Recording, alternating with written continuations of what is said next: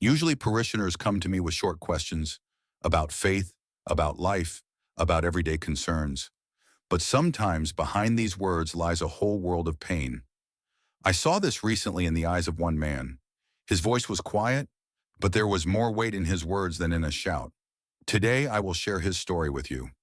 It is not an easy one, full of unexpected twists and turns, but everyone will find something in it that speaks to them. Here is what he told me.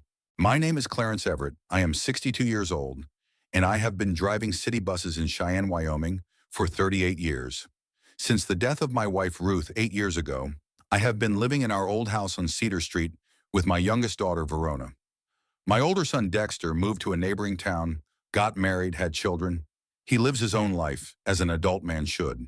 Verona came back to me 2 years ago after her divorce and works at a self-service laundromat on the outskirts of town.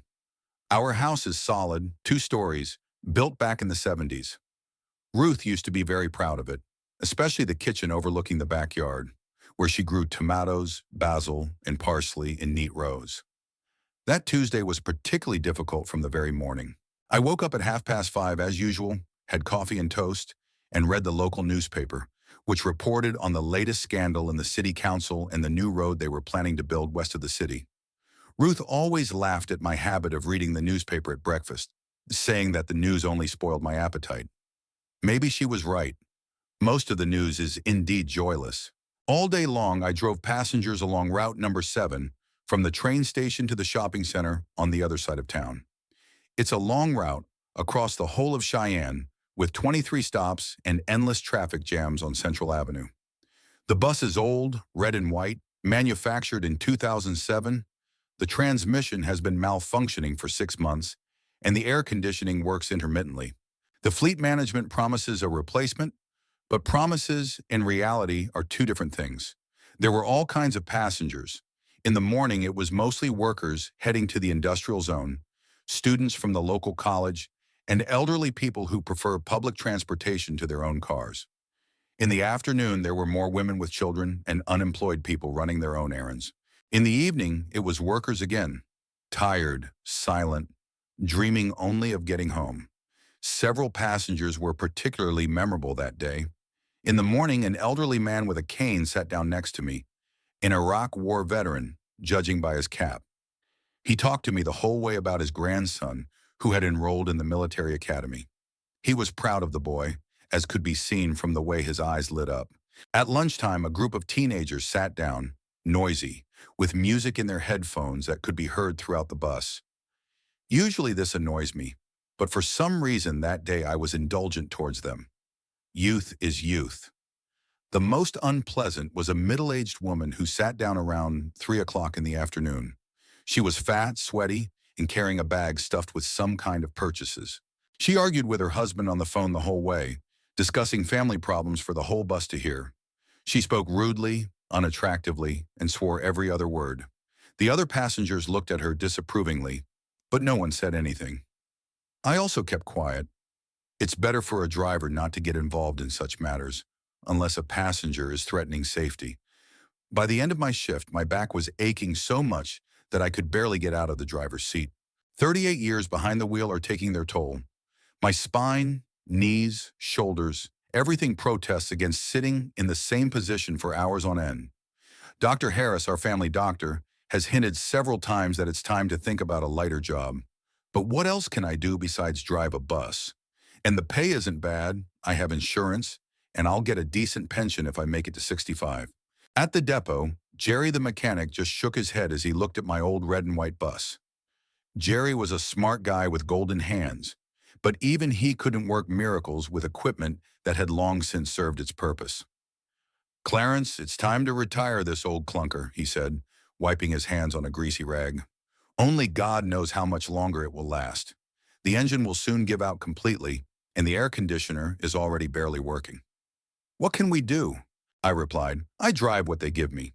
They've been promising new buses for 2 years now." "I know all about promises. They say there's no money left in the budget. Are we supposed to transport people on bicycles?" I just smiled. My bus was no worse than I was. Worn out, but still running. We both deserved a rest, but we were still hanging on. I got home around 6:30 in the evening, parked my old gray Ford pickup truck next to the porch, and stretched with relief. It had been a long day, but tomorrow would be a new one, just like today, and the day after tomorrow too. The house greeted me with its usual silence and the smells of dinner. Verona's work boots were in the hallway, and her jacket was hanging on a coat rack. So she was already home. The TV was on in the living room, showing some news program, but the sound was turned down. Verona didn't like loud noises after work. Washing machines and dryers rumbled all day in the laundry room, so she wanted quiet at home. The house smelled of roast chicken and something else, perhaps mashed potatoes with green onions, as Ruth liked to cook. Verona had adopted many of her mother's cooking habits, although she cooked more simply, without any special frills. She stood at the stove in her work jeans and blue t-shirt with the Clean Start Laundry logo, a washing machine with a smiling face, a rather silly logo. But the laundry owner, Mr. Coleman, thought it was appealing to customers. Her hair was pulled back into a messy ponytail, with a few strands falling out and framing her face. Her face showed signs of fatigue. Apparently, she had had a difficult day.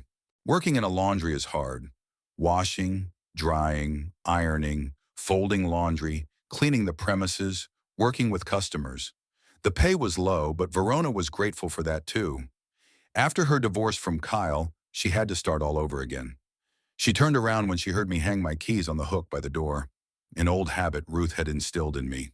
Keys should always be in their place, she used to say. Otherwise, you'll spend half the day looking for them all over the house. Hi, Dad. How was your shift? Same as usual. The bus is barely running, the passengers are annoying, and the bosses promised new vehicles by the end of the year. How's the laundry going? She shrugged and turned the chicken pieces in the pan. The oil sizzled and splattered, filling the kitchen with appetizing smells. Potatoes were also cooking on the stove, and there was a bowl of tomato and cucumber salad on the table.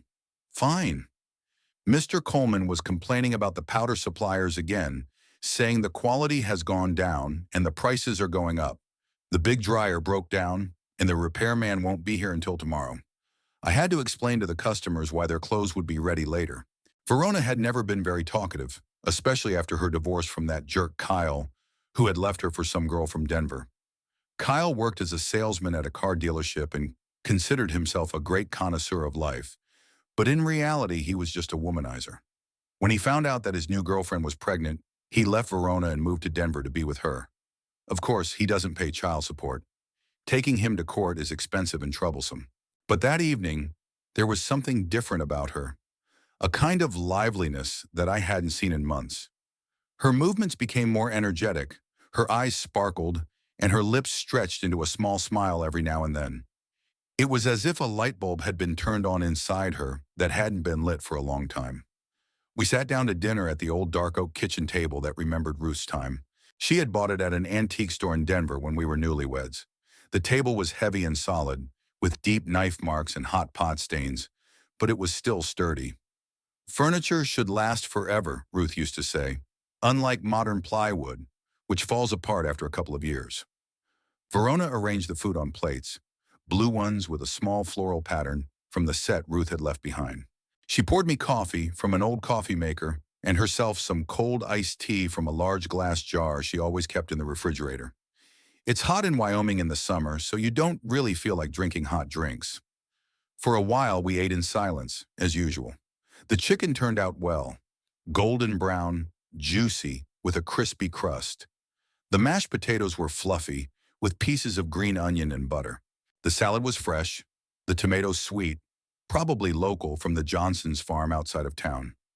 I told her about the latest problems with the bus, about the passengers, about the promises made by management regarding new equipment.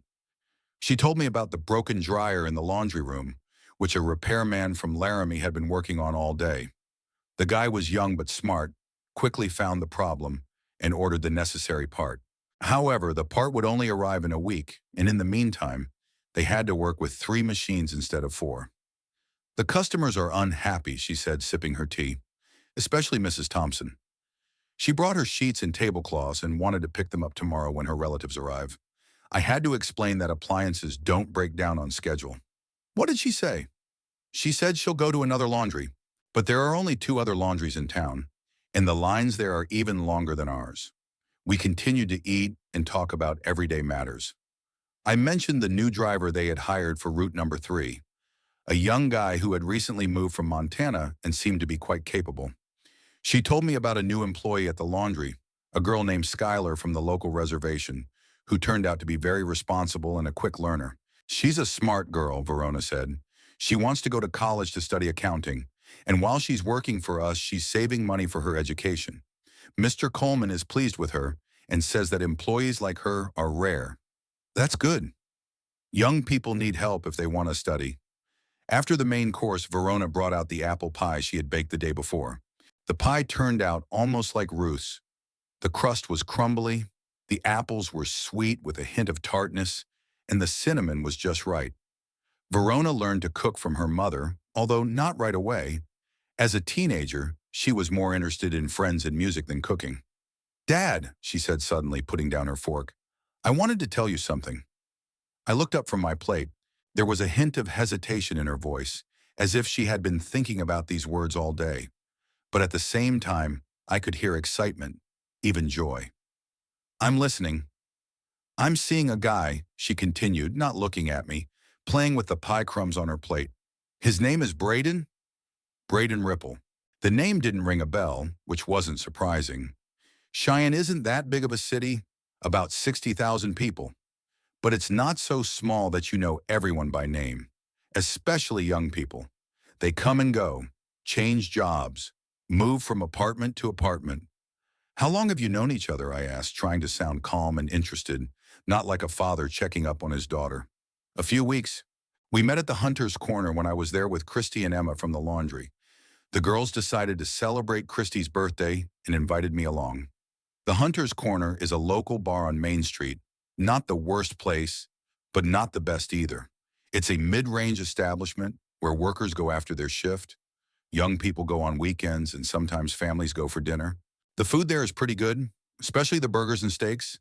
The beer is fresh, and the atmosphere is friendly.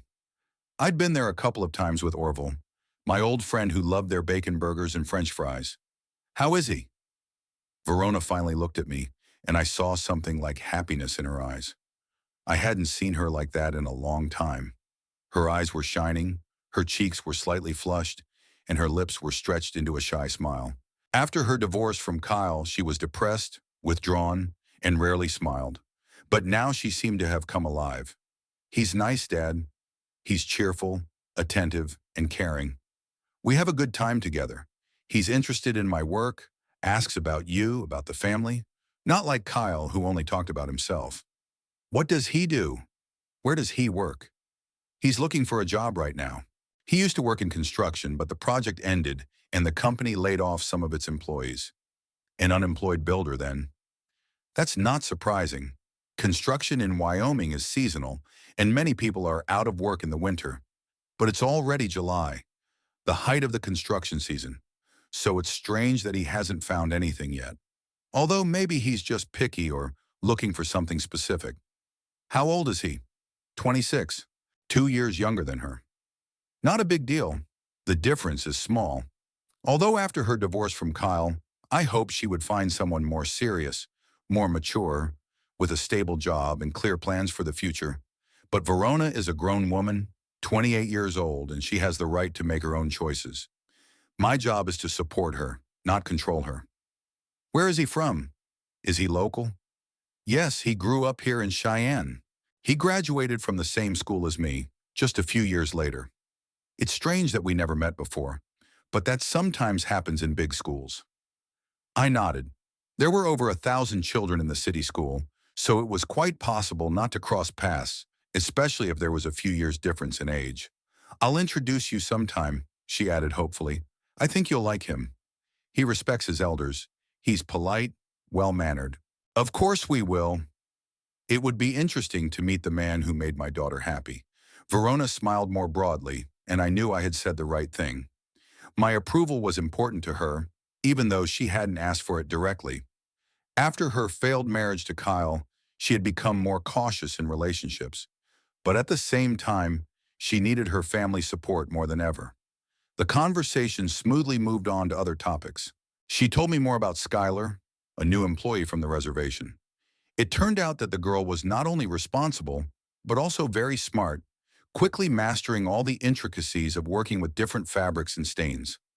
Mr. Coleman is even thinking of raising her salary in a month, which is rare for him. I shared some news from work. There was talk that the city authorities had finally decided to renew the bus fleet and purchase 5 new vehicles by the end of the year. This was good news for us drivers, but bad news for taxpayers' wallets. A new bus costs more than $300,000, and 5 vehicles is a lot of money for the city budget. Maybe you'll get one of the new ones? Verona asked. Maybe. I'm third in line in terms of seniority, so there's a chance. Although you know how it is. They promise a lot, but the reality is different. After dinner, Verona washed the dishes. It was my turn tomorrow. Then she went upstairs, saying she wanted to watch a TV series on her laptop and go to bed early. Tomorrow was going to be a tough day at work. A large shipment of laundry was expected to arrive from the Fairfield Hotel, as the guests were leaving after some kind of conference. I sat down in the living room in front of the TV and turned on the news. It was the usual stuff. Politicians arguing in Washington, something exploding somewhere in the Middle East, the economy either growing or falling, experts arguing. In sports, the local baseball team lost to the Denver team, but that was no surprise. The Denver guys always played better. Boring. I turned off the TV and tried to read the newspaper, but it had the same news as the TV, only less recent. I looked at my watch. It was 8:45, too early to go to bed. I decided to walk to Dolly's Diner, where Orville was surely sitting with a mug of beer and a slice of apple pie. Thursday turned out to be an unusually good day. The bus ran smoothly, the air conditioning worked properly, and the passengers were calm and polite. Even the traffic jams on Central Avenue seemed to have disappeared on their own. By 3 o'clock in the afternoon, I had finished all my trips and decided to take advantage of the rare opportunity to go home early. Usually, my shift ended at 6:30, but on that day, dispatcher Carl Miller said that the last trip was canceled due to low passenger numbers. In the summer, people travel less on weekdays. Many are on vacation, children are not in school, and some people prefer to walk when the weather is nice. For the fleet, this means fuel savings. For me, it means an unexpectedly free evening. After parking my pickup truck at home, I noticed an unfamiliar car in the driveway, an old blue Chevrolet sedan from 2005 or 2006 with a dented rear bumper and a scratch along the left door. The license plate was local, but I had never seen the car before. So Verona has guests, I thought, most likely one of her friends from work. As I climbed the porch steps, I heard quiet voices and soft music coming through the slightly open living room window. Verona rarely played music, only when she was in a particularly good mood. Unlocking the front door, I was about to announce my return, but stopped when I saw the scene in the living room. Verona was sitting on our old brown sofa next to an unfamiliar man. They were kissing, not passionately, but tenderly, in a familiar way. His hand was on her shoulder, her palm rested on his chest. They were so absorbed in each other that they didn't notice my arrival. I coughed softly, and they abruptly pulled away from each other. Verona blushed, and the man looked embarrassed but not frightened. He got up from the sofa and straightened his shoulders, as if preparing to introduce himself. "Dad, you're early today," Verona said, trying to sound normal, but her voice betrayed her trembling. "This is Braden. Braden Ripple. Remember I told you about him?" I remembered our conversation at dinner 2 days ago. So this was the guy she had been dating for several weeks. The young man held out his hand to shake mine. "Mr. Everett, it's a pleasure to finally meet you. Verona has told me a lot about you." His handshake was firm but not overly strong. Braden looked his age, 26. Average height, athletic build, short dark hair, brown eyes. He was dressed simply but neatly. Jeans, a plaid shirt, sneakers. Nothing special, just a typical young man. "Likewise," I replied. "Verona said you're looking for a job in construction." "Yes, sir. The job market is tough right now, but I'm sure I'll find something suitable soon." He called me sir, which suggested he was trying to make a good impression. Some people might find that flattering, but it made me wary. It was too polite for a guy who had just been kissing my daughter on my couch. "Have a seat," I said, pointing to the armchair across from the couch. "Verona, would you make some tea?" "Sure, Dad." She hurried to the kitchen, leaving us alone. Braden sat down in the armchair, crossed his arms over his chest, and looked at me intently. I settled into my usual chair, from where I could see his face clearly. "So construction," I began. "What's your specialty? Concrete worker, carpenter, electrician?" "A little bit of everything. I've worked on different projects, residential buildings, commercial buildings, renovations. I like variety," an evasive answer. An experienced builder usually has a clear specialization, and a little bit of everything often means that the person hasn't really stayed anywhere for long. "Where did you work last?" "At Rocky Mountain Construction. We were building a shopping complex outside the city, but the project was shut down due to financing problems." I knew the company by reputation, a medium-sized firm that took on contracts throughout the state. But as far as I remembered, they hadn't built any large shopping centers recently. Although I could be wrong, I'm not familiar with the construction business. "How long did you work there?" "About 8 months. It was a good team. Too bad it all fell apart." Verona returned with a tray, a teapot, 3 cups, sugar, cookies. She poured the tea, sat down next to Braden, and took his hand. The gesture was natural, but I noticed him tense up slightly. "Braden told me about his job," she said. "He has a lot of experience in construction." "That's good," I replied neutrally. "What are your plans? Do you want to stay in Cheyenne or move somewhere else?" "I don't know yet. It depends on where I can find a good job. But I like this city. I like the people here." He looked at Verona, and she smiled back at him. There was definitely a connection between them. It was obvious to the naked eye. But something about his manner, his answers to my questions, bothered me. He spoke too cautiously, too deliberately. "Do you have a family? Parents, brothers, sisters?" "My parents died a few years ago. Car accident. No brothers or sisters, so I'm on my own now." Verona squeezed his hand sympathetically. A sad story, if true. Being an orphan would explain his reticence and caution in communication. "My condolences," I said sincerely. "It's hard to be alone." "Thank you, but life goes on. You have to move on." We talked a little more about this and that. The weather, the city, local attractions. Braden responded politely but without much enthusiasm. It seemed as if he was fulfilling an unpleasant but necessary duty. Around 5:30, he said it was time for him to leave. "Thank you for your hospitality, Mr. Everett. I hope we'll see each other again." "Of course," I replied. "Come by whenever you have time." Verona walked him to his car. I watched from the window as they talked by the blue sedan, as he kissed her goodbye, as he got behind the wheel and drove away. The car ran unevenly, blue smoke coming from the exhaust pipe. When she returned to the house, Verona looked happy, but at the same time a little worried. "Well, did you like him?" I didn't want to spoil her mood, but I wasn't going to lie either. "He seems like a nice guy." Polite, well-mannered. "But?" "No buts. I just need time to get to know him better." She nodded, but I could see from her face that my answer didn't quite satisfy her. She wanted to hear more enthusiasm, more ardent approval. The next day was Friday, a working day like any other. The bus was acting up again, the air conditioning was working at half strength, and the passengers were complaining about the heat.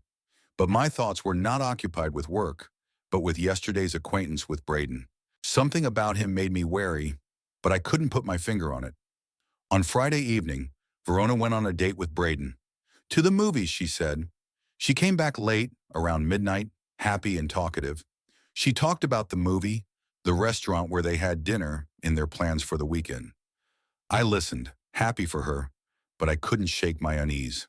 Saturday passed quietly.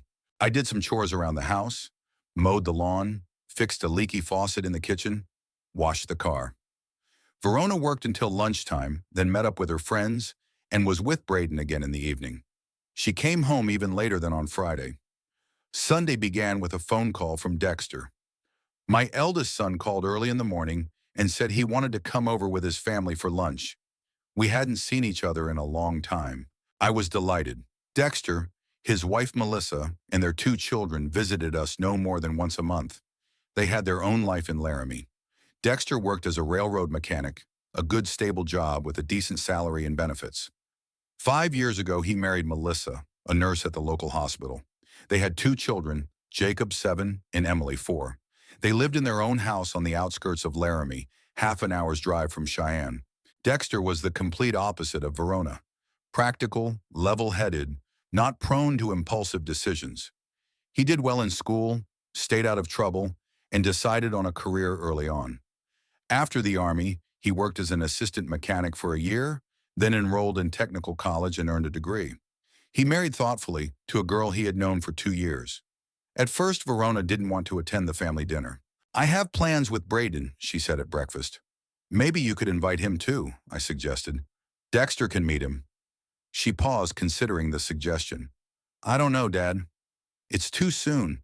It's better if Dexter hears about him from me first." I didn't insist. She was right. Meeting the family was a serious step, and there was no need to rush. Dexter and his family arrived around noon. The kids immediately ran out into the yard to explore the area they remembered from their last visit. Melissa helped Verona in the kitchen, while the men sat in the living room with beer. Dexter looked good, tanned, muscular, with a little gray at the temples, but it gave him a dignified look. At 31, he was an accomplished man with clear priorities in life. "How's work?" I asked. "Not bad. The railroad is a stable industry. People and cargo will always travel by train. My bosses promise a raise by the end of the year if everything goes well." "What about home?" "The farm?" "Everything's fine. I repaired the roof last summer, so now it doesn't leak. I put up a new fence so it's safer for the kids to play in the yard. Melissa planted a garden and is growing vegetables." We talked about his work, the kids, and vacation plans. Then I decided to tell him the news in our family. "Verona is dating a guy," I said casually. Dexter raised his eyebrows. He knew about his sister's divorce and how hard it was for her to get over Kyle. "Really? What's he like?" "He's young, 26. His name is Braden Ripple. He says he used to work in construction and is now looking for a new job. But is he local?" "Yes, from Cheyenne. I met him yesterday. He seems like a decent guy, but..." "But?" "I'm not sure. Something about him bothers me. He's evasive when I ask questions, doesn't give me any specifics, and he's been unemployed for several months, and summer is the best time for construction." Dexter took a thoughtful sip of beer. He was always cautious in his assessments of people, never rushing to conclusions. "What does Verona say?" "She's head over heels in love. She says he's caring, attentive, cheerful. Maybe I'm worrying for nothing. Maybe. But it doesn't hurt to be cautious. After Kyle, she became more trusting, wanting to believe in the best. But a man should have a job, goals, plans for the future. That's what I think. Do you want me to find out about him? I have friends in construction companies I can ask around." "Not yet. After all, they've only known each other for a few weeks. If the relationship becomes serious, then we'll see." Lunch was fun and noisy. The children talked about school, friends, and plans for the summer holidays. Melissa shared news from work and complained about the shortage of staff at the hospital. Verona talked about the laundry and her new employee, Skylar, who turned out to be very capable. After lunch, the children went to play in the yard under Melissa's supervision. Dexter helped me clear the table, and Verona washed the dishes. The three of us stayed in the kitchen. "Verona, Dad said you have a boyfriend," Dexter said. She blushed but smiled. "Yes, his name is Braden. He's a very nice person. Is it a serious relationship?" "It's too early to say, but I feel good with him, comfortable. After Kyle, I thought I would never be able to trust anyone again. But with Braden, it's different." "That's great," Dexter said sincerely. "You deserve to be happy. Just be careful. Don't rush into any serious decisions." "I'm an adult, Dex. I can decide for myself who I date." "Of course you can, but we're family. We have a right to worry about you." Verona nodded, but her face showed that she didn't like the subject. She didn't like her personal life being discussed, even with the best of intentions. Dexter's family left around 5 in the evening. The children were tired and needed to go to bed early. They had school tomorrow. As he was leaving, Dexter said quietly to me, "If anything serious happens with this Braden, call me right away." "We'll figure it out together." I shook his hand, grateful for his support. It's good to have someone to rely on in difficult times. In the evening, after dinner, I decided to talk to Verona openly. We sat on the back porch drinking iced tea and enjoying the cool air. The sun was sinking toward the horizon, painting the sky in shades of orange and pink. Verona, I began cautiously, I want to talk to you about Braden. She tensed up and put her glass down on the table. Dad, we already discussed everything yesterday. Not quite. I want you to know that I'm glad you're happy again. After your divorce from Kyle, you were very depressed, and it hurt me to see you like that. Thank you, Dad. But at the same time, I'm worried. You've only known this guy for a few weeks. Maybe you should take it slow and get to know him better. What do I need to know? He's a good man, kind and caring. I feel comfortable and at ease with him. But he doesn't have a job. How is he going to provide for a family if the relationship becomes serious? Verona stood up and paced the porch. Dad, not everything can be measured in money. Kyle made good money, but he was selfish and a liar. Braden may not be rich, but he's honest and sincere. I'm not talking about wealth, but a man should be able to support himself and his family. That's basic. He'll find a job. It's just a difficult time for construction right now. Maybe, but why is he so evasive when I ask him questions? Where exactly did he work? What exactly did he do? Verona stopped and turned to me. Dad, you interrogated him like a criminal. Of course he was embarrassed. I asked the usual questions that any father would ask when meeting his daughter's boyfriend. Maybe we should give him time to settle in, to get used to us? I sighed. She was in love, and people in love rarely listen to reason. Okay, but promise me, if anything about his behavior seems strange to you, if you feel unsure, tell me right away. Dad, I love him, she said quietly but firmly. It may sound silly, but I understand it with all my heart. He's the one I've been waiting for my whole life.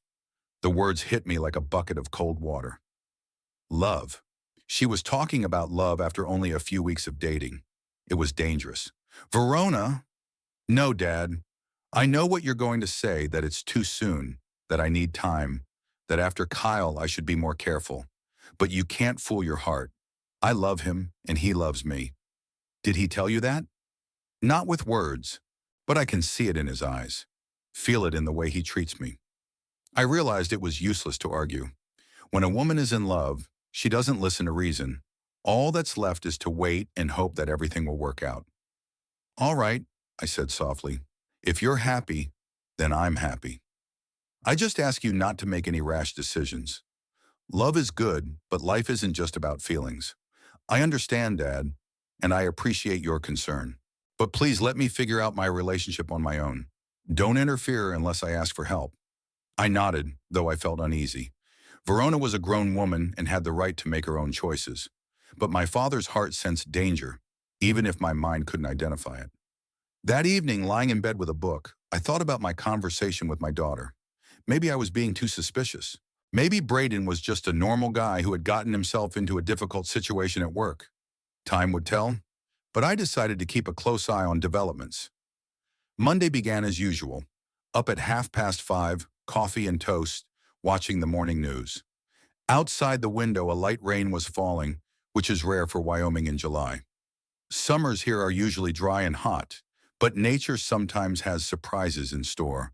The rain meant there would be more passengers. People don't like getting wet, so they prefer public transportation. I arrived at the depot at 7 in the morning, as usual.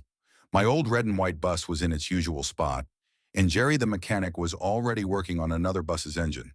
He waved to me and shouted something about changing the oil, but I couldn't hear him over the noise of the engines. A pre-trip inspection showed that the bus was in good working order. The brakes were working, the steering was tight, and the tires were fine. As usual, the air conditioning was only working at half strength, but that wasn't a big deal on a rainy day.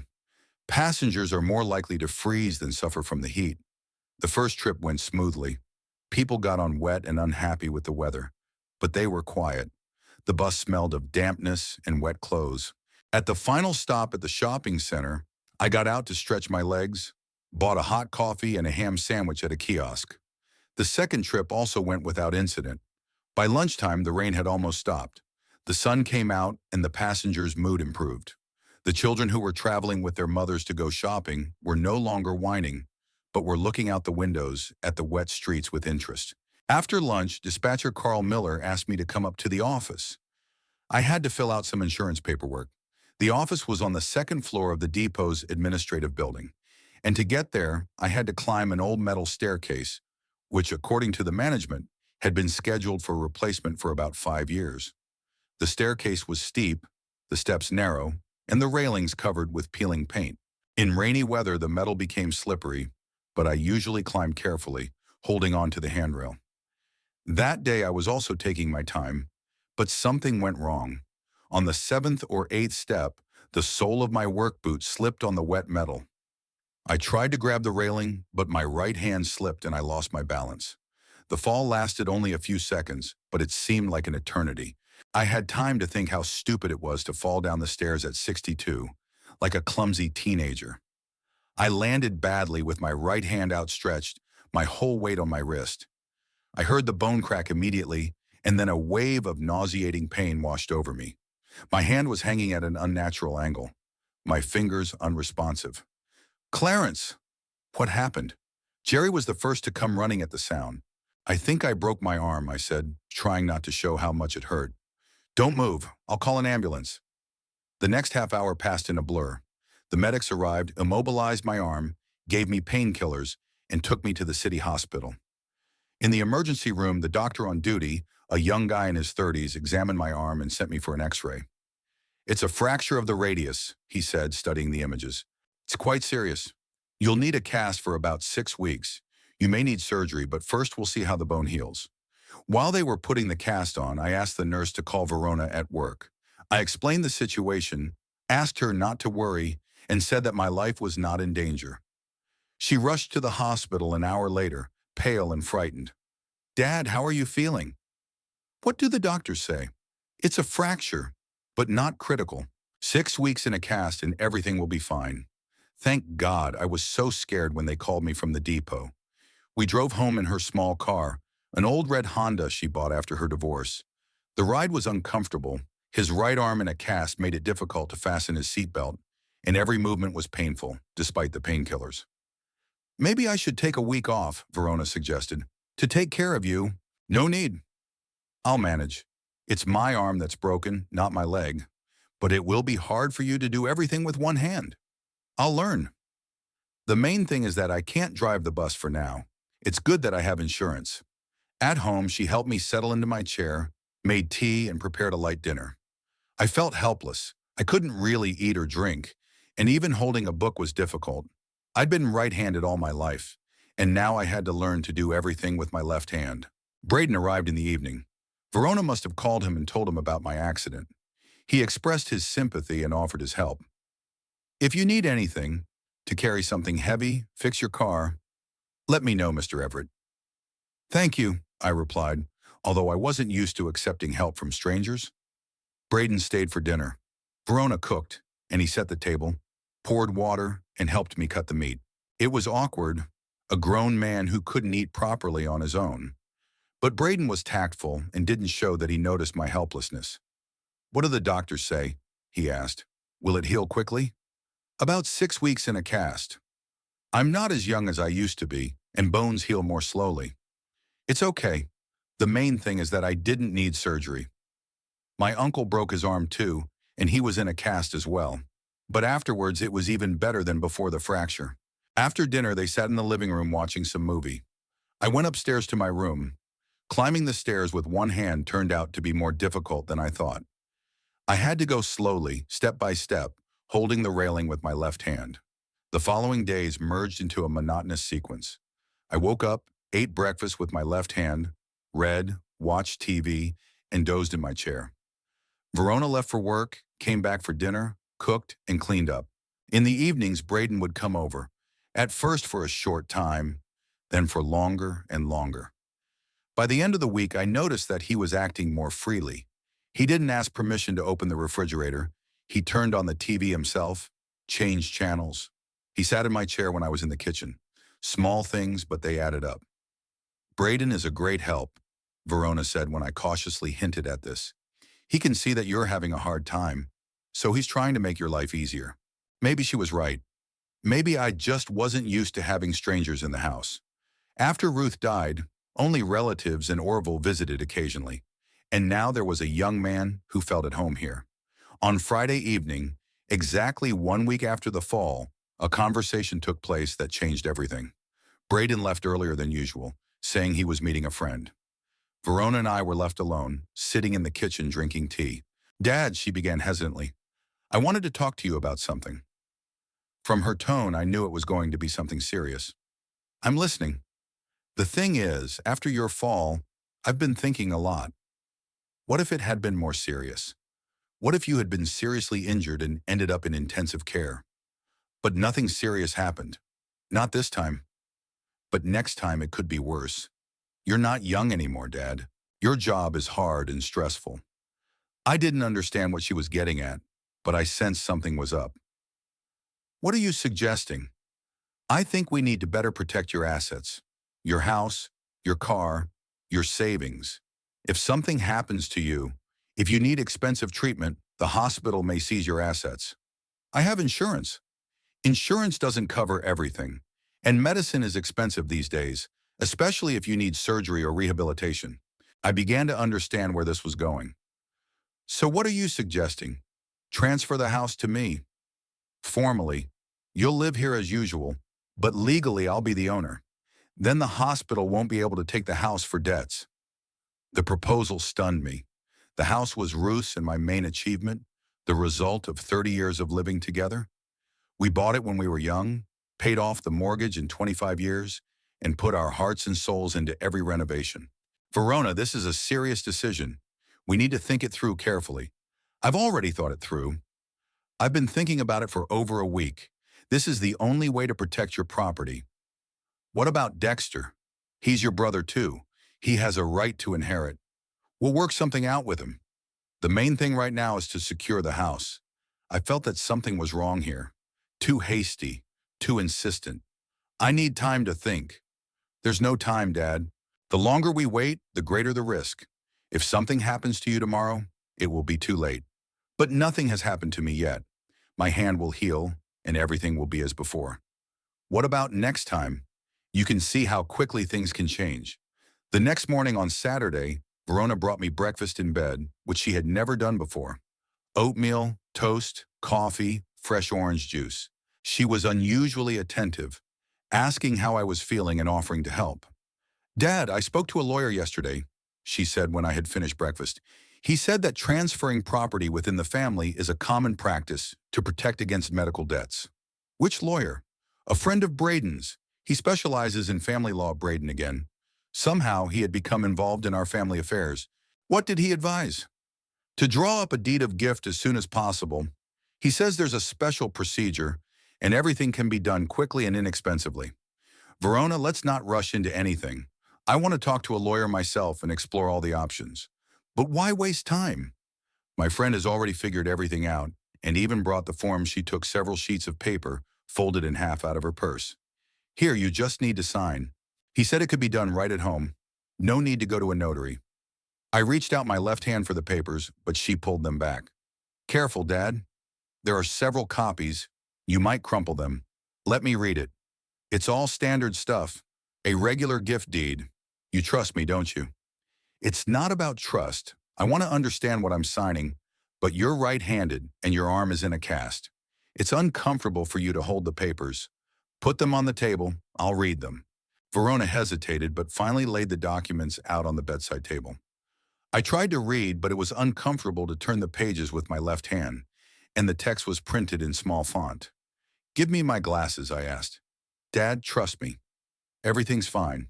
It's just a standard transfer of ownership from father to daughter. I want to read every word myself." "But you can only sign with your left hand." "It will look messy." "I'll learn. The main thing is to understand what the documents say." Verona gathered the papers and put them back in her purse. "Okay, Dad, but let's not drag it out too long. The lawyer said it's better to get these documents done quickly." "Why quickly?" "Well, the laws may change. The procedure may become more complicated. It's better to do it now, while everything is still simple." The explanation seemed unconvincing to me. Laws on inheritance and gifts don't change every month. But I didn't argue. My head hurt from the painkillers, and it was hard to think. Braden arrived in the afternoon. Verona must have told him about our conversation because he also started talking about the need to protect the property. "Mr. Everett, I told you, If you need anything, just let me know. My assistance extends to legal matters as well. I have a lawyer friend who is very knowledgeable. The one who brought the documents? Yes, Richard Stone. We went to school together. He's a good specialist. Why can't he come here and explain everything in person? He's very busy, but if you want, I can arrange a meeting. I would like that. Braden exchanged glances with Verona. Of course, Mr. Everett, but it will take time, and time is working against us right now. Against us? Well, against your safety. The longer the house remains in your name, the greater the risk of losing it if there are problems. The conversation became more and more insistent. I felt pressure, even though both Verona and Braden spoke softly and kindly. Let's put it off until Monday, I said. My arm hurts, and it's hard to think. Of course, Dad, Verona agreed. Get some rest. But I could see the disappointment on her face. Apparently, they were counting on getting my signature today. That night, I lay in bed thinking about my daughter's strange proposal. On the one hand, there was logic in her words. Medical bills could indeed ruin a family. On the other hand, why the rush? And why didn't she want to show me the documents? Maybe my suspicions were unfounded. Maybe Verona really does care about my safety. But then why is Braden involved? Why is he the one she knows and not my family lawyer? There were many questions and few answers. I decided that on Monday I would definitely talk to Orville. He always had a clear head and would help me figure things out. As I fell asleep, I remembered Dexter's words. If anything serious happens to this Braden guy, call me right away. Maybe it was time to call. Monday began with rain and a headache. The painkillers the doctor prescribed helped with my arm, but they had unpleasant side effects: nausea, dizziness, sluggishness. I slept poorly, tossing and turning all night, trying to find a comfortable position for my broken arm. Verona left for work early, around 6:30. Before leaving, she brought me breakfast in bed: oatmeal with raisins, toast with butter, coffee. She acted caring, but I noticed impatience in her eyes, as if she were waiting for something important. How's your arm, Dad? Does it hurt a lot? It's bearable. The doctor said the first 2 weeks are the hardest. Maybe we should go see that lawyer today. Richard Stone is free after lunch. Another lawyer, more paperwork. I hadn't even finished breakfast, and she was already pressuring me. Verona, we agreed yesterday to wait until Monday. Today is Monday, but I'm not ready to make a decision yet. But the longer we wait, the more time I'll have to think it over. I finished firmly. Don't rush me. She sighed, kissed me on the forehead, and left. I was left alone with heavy thoughts and a growing suspicion that my daughter was hiding something. After breakfast, I tried to read the newspaper, but it was awkward to turn the pages with my left hand. I turned on the TV, but the morning programs only annoyed me. The meaningless chatter of the hosts, advertisements for medicines and insurance. I turned it off and sat down in a chair by the window, watching the occasional passers-by on our quiet street. Around 10 in the morning, I decided to call Orville. My old friend worked as a night watchman, so he should be at home resting now. I dialed his number with my left hand. It didn't work right away. I had to dial the numbers slowly and carefully. Clarence? Orville's voice sounded sleepy. How's it going, old man? How's your hand? My hand is healing. Orville, I need to talk to you. Seriously talk. What's wrong? I don't want to talk on the phone. Can you come over this afternoon? Sure. I'll come around 2 once I'm fully awake. Thanks, and Orville, don't tell anyone I called you. There was a note of concern in my friend's voice. Clarence, you're scaring me. Is everything okay? I don't know yet. We'll talk this afternoon. The time before Orville arrived dragged on agonizingly. I walked around the house trying to do something with my left hand, but everything fell out of my fingers. I couldn't even make tea properly.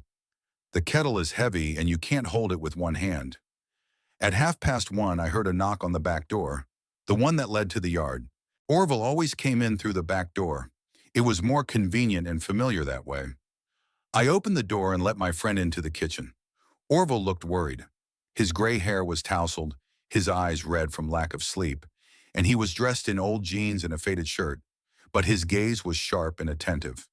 Years of working as a security guard had taught him to notice details. Sit down, I said. I'll make some tea. Let me do it. You'll have a hard time with one hand. Orville made tea and took some cookies out of the refrigerator that Verona had left behind. We sat down at the kitchen table, and I began my story. Remember when I told you about Braden, my daughter's boyfriend? Of course I remember. An unemployed construction worker. You had your doubts about him at the time. Well, after my fall, he started coming to the house more often. He's been acting strange. How strange? Too free. As if it were his house, not mine. He opens the refrigerator without asking, changes the TV channels, sits in my chair. Orville frowned and took a sip of tea. Maybe he's just inexperienced in social situations. Young people sometimes don't understand boundaries. Maybe. But there's something else.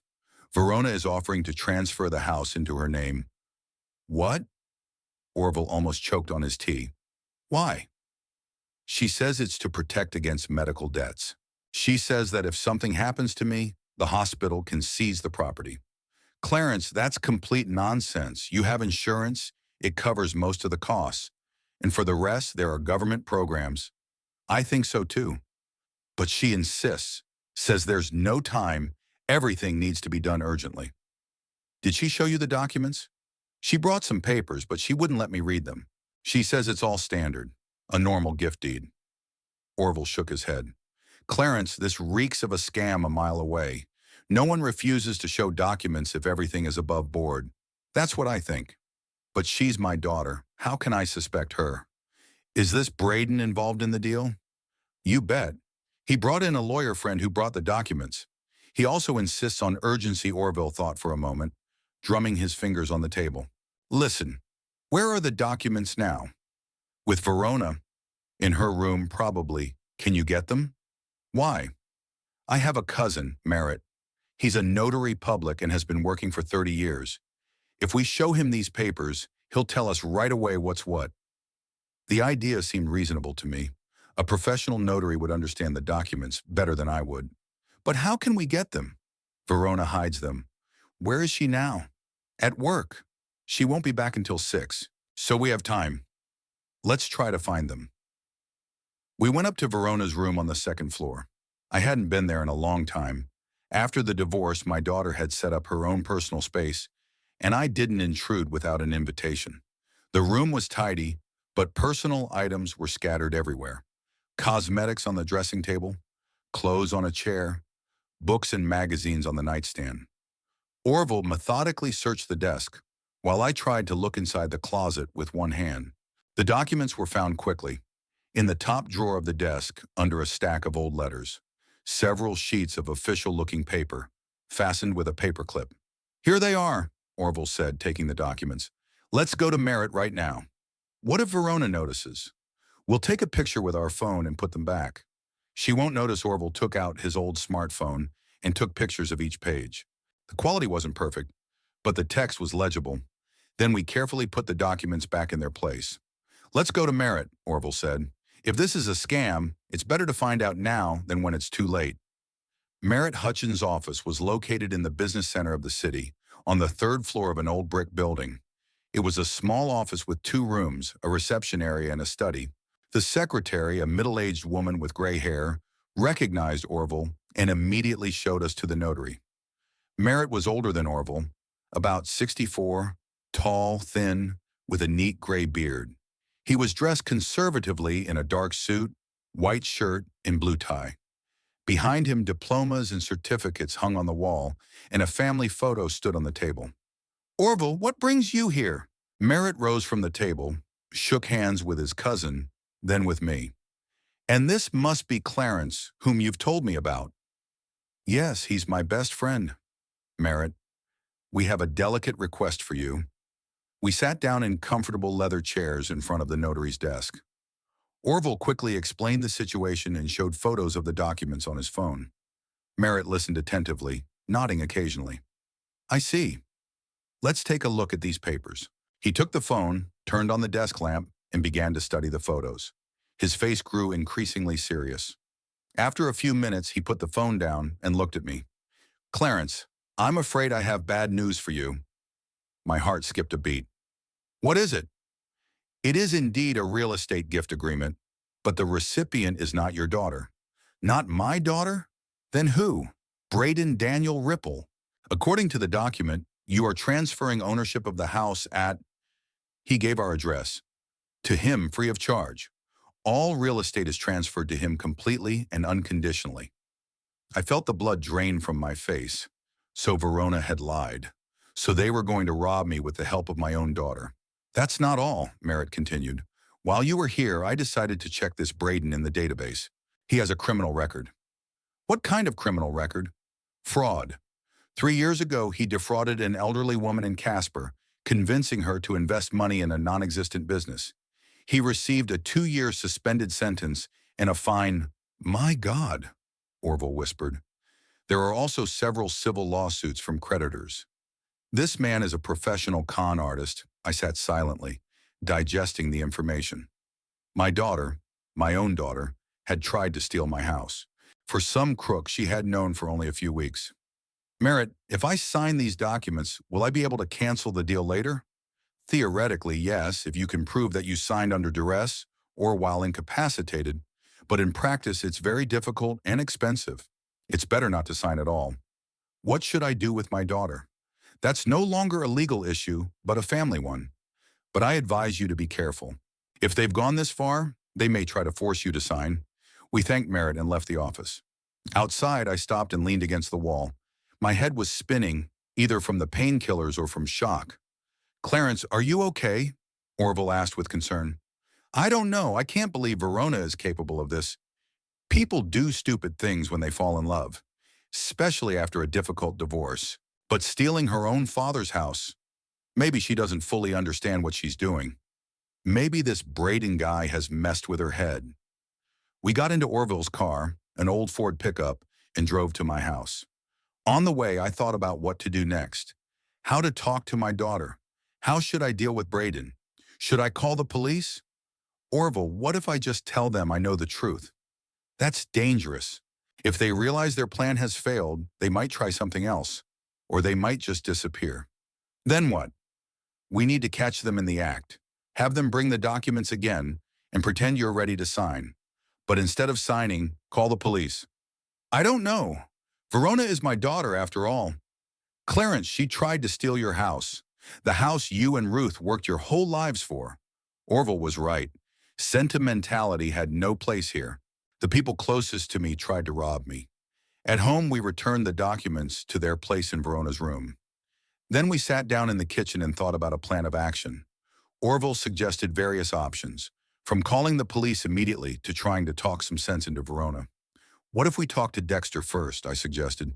Maybe he can influence his sister. We can try, but we need to act quickly. If they sense something is up, they may disappear. Around 5 in the evening, Orville left. We agreed that he would come back tomorrow morning, and we would decide once and for all what to do. In the meantime, I had to act normal and not show that I knew anything. At 6:30, Verona returned. She looked tired but happy. She kissed me on the cheek and asked how I was feeling. How's your hand, Dad? Does it hurt? It's tolerable. How are you? Fine. I had a lot of work, but I managed. She started making dinner, and I watched her, trying to figure out if she really understood what she was doing or if Braden had completely brainwashed her.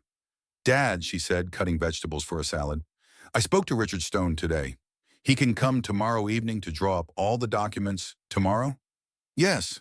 He said we can't wait any longer. The legal situation could change. That's a lie. A professional lawyer would never say something so stupid. Will Braden be there? Of course. He introduced us to Richard. So they're planning a final attack tomorrow evening. Well, that gives me time to prepare. Okay, I said calmly. Let them come. I'm ready to discuss everything. Verona turned around, a joyful smile on her face. Right, Dad? Do you agree? Yes, you're right. We need to think about the future. She came over and hugged me with her good arm. Thank you, Dad. You won't regret this decision. As I hugged my daughter, I thought about how her world would collapse tomorrow evening, and mine too. Tuesday began with clear skies and a strange feeling of relief. For the first time in 2 weeks since the fall, I woke up with a clear head and a firm decision. Yesterday's conversation with Merritt had put everything in place. My daughter and her lover were planning to steal my house. Today I had to put an end to it. Verona left for work at the usual time, kissing me goodbye and reminding me of my evening meeting with the lawyer. I nodded and smiled, pretending to be ready to sign the papers. Playing along was unpleasant but necessary. Don't worry, Dad. It will all be over tonight and you'll have peace of mind about your future, she said at the door. Yes, it will all be over, I thought, but said nothing aloud. After she left, I called Orville. We agreed to meet in the morning to discuss a plan of action. My friend arrived around 9, bringing a thermos of coffee and a bag of fresh donuts from Dolly's. How did you sleep? He asked, sitting down at the kitchen table. Bad. I thought about yesterday all night. I can't believe Verona is capable of such a thing. People change when it comes to money. And then there's Braden messing with her head. We discussed various options. Orville suggested calling the police right away, showing them the documents, and reporting attempted fraud. But I hesitated. Verona is my daughter, after all, and I didn't want to put her behind bars. Maybe we should try talking to her nicely first, I suggested. Explain that I know everything. Give her a chance to reconsider. Clarence, you're too kind. They've been deceiving you for 2 weeks, planning to steal your house. People go to jail for that. But if she realizes that the plan has failed, maybe she'll give up on it. Or maybe she'll try to coerce you in other ways. Con artists always have backup plans. Orville was right, but my father's heart didn't want to believe the worst. We agreed that I would first try to talk to Verona alone, and if that didn't work, we would call the police. Just be careful with this Braden, Orville warned. A convicted felon can be dangerous, especially if you corner him. Around 10 o'clock, Orville left for work. I had time until evening to prepare for the conversation with my daughter. I decided to gather all the evidence, print out information about Braden's criminal record, make copies of documents, and write down Merritt's phone number in case I needed a witness. At 11:30, I drove into town. My arm in a cast made it difficult to drive, but I could manage short distances. First, I stopped by the bank and withdrew some cash from my account just in case. Then I went to an internet cafe and printed out the materials Merritt had found about Braden. A young woman, a student at a local college, worked at the cafe. She helped me with the printer. It was awkward to press the buttons with my left hand. The documents came out clear. The court decision on the fraud case, a criminal record certificate, and an extract from the debtor's register. It was grim reading.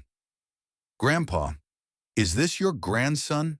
The girl asked, looking at Braden's photo in the court documents. No, I replied briefly. Just an acquaintance. On the way back, I stopped at the store and bought groceries for a few days. If today ends in a scandal, tomorrow may not be a good day for shopping. I got home around noon. As I approached the house, I noticed a familiar blue sedan in the driveway. Braden's car. Strange. He usually came in the evenings when Verona was coming home from work. But now it was the middle of the day, and she should be at the laundromat. After parking, I quietly walked to the front door. There was music playing in the house. Not loud, but clearly audible. Some modern song I didn't know. I could also hear voices and laughter.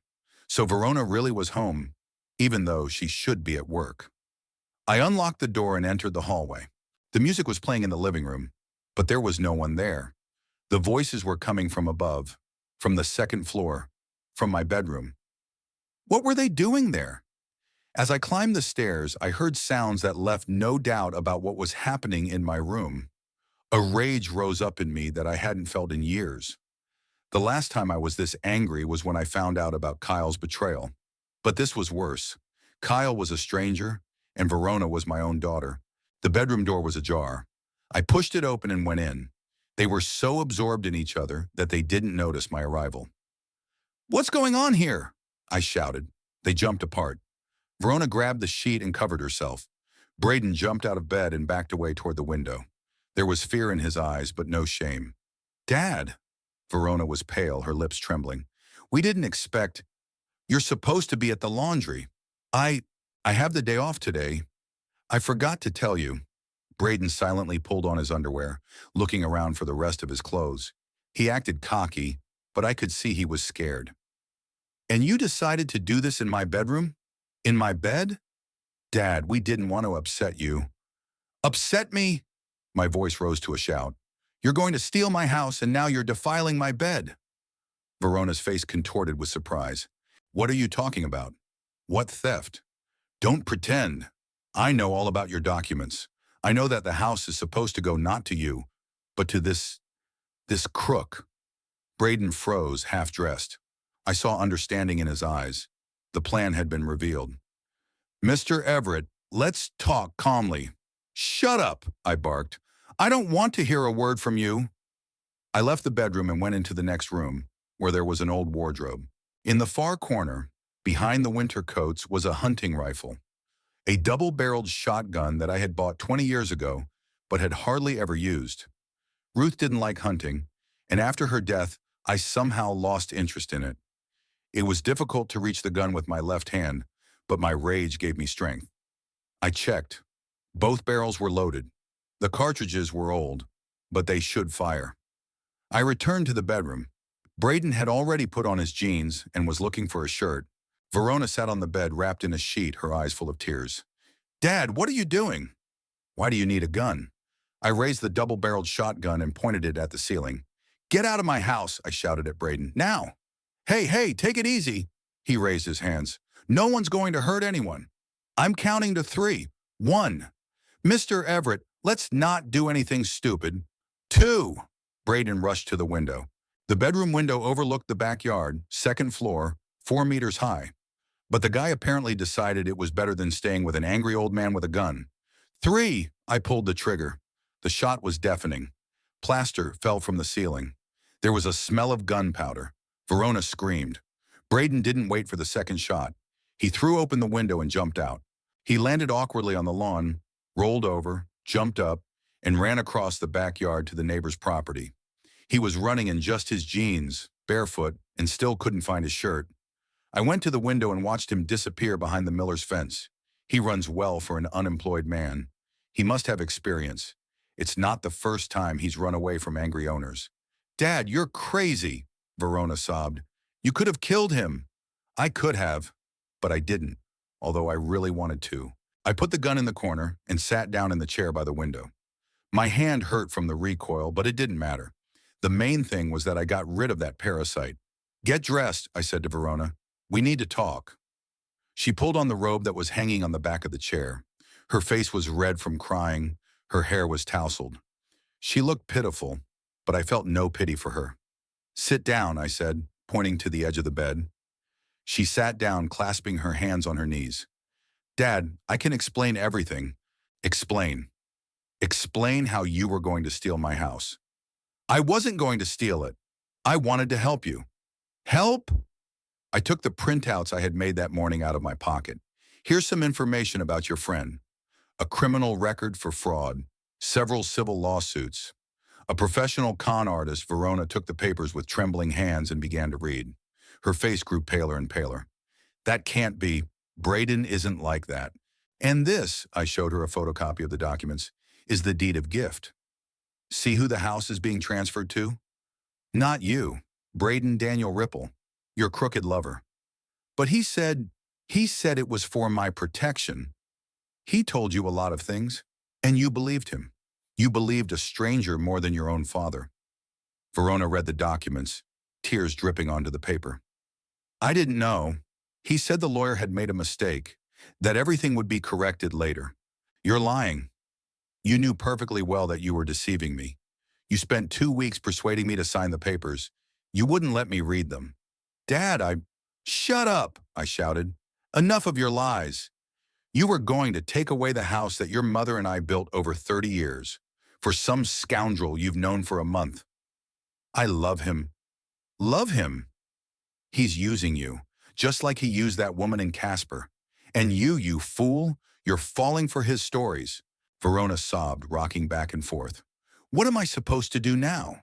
Where am I supposed to go? That's not my problem. You should have thought about that when you planned to rob your father. Dad, I'm sorry.